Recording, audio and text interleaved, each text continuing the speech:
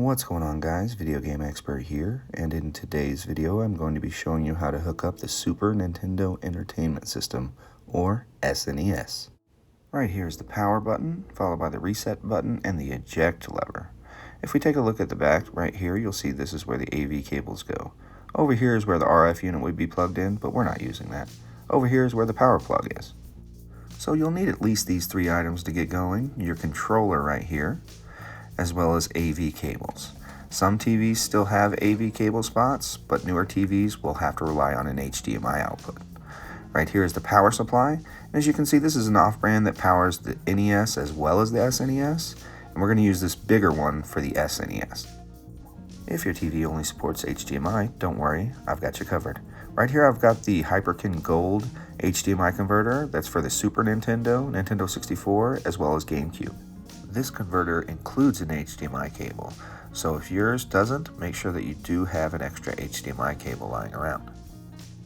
This unit right here is what actually does the HDMI conversion, and all you have to do is make sure you line up your HDMI cable the right way and slide it right into place. The other side of the HDMI cable will go into the back of your TV, and this part will go into the back of the Super Nintendo. We're going to start with the easiest hookup method, and that's if your TV already has AV inputs. Now, my TV has AV inputs on the front as well as the back, but some TVs only have them in the back. So, match up your colors and push them in nice and firm. Take note of which AV input you're using, as some TVs have more than one.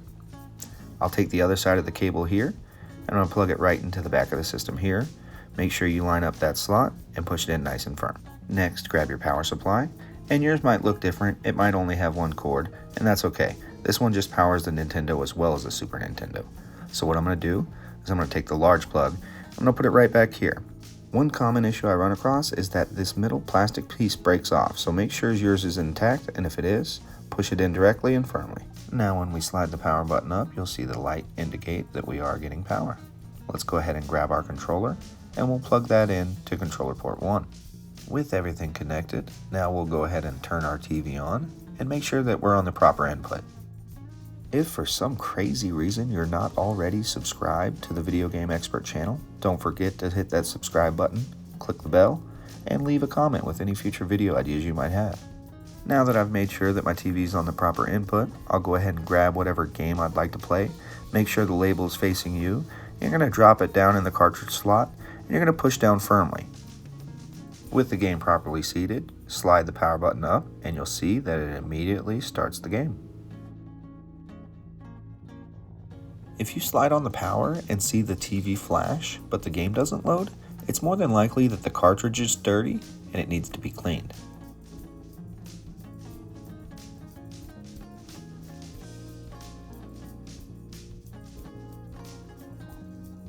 But Video Game Expert, my TV doesn't have AV inputs. All I have is HDMI. What am I gonna do?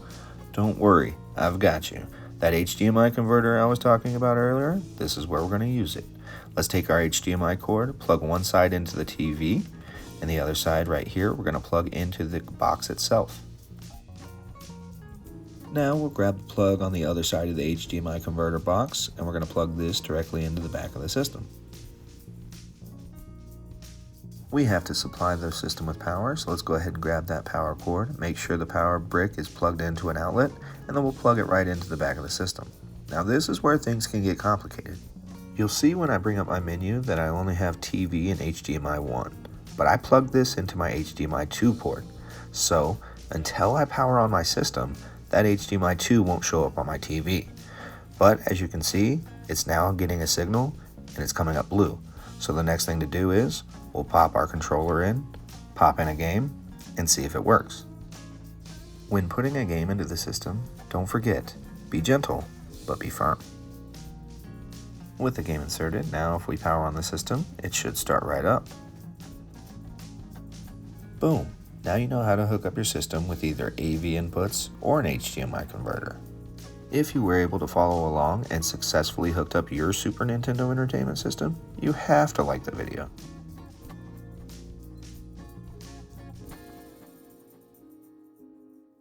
I'd like to take time to thank everyone who watched the video. Don't forget to comment, like, and subscribe.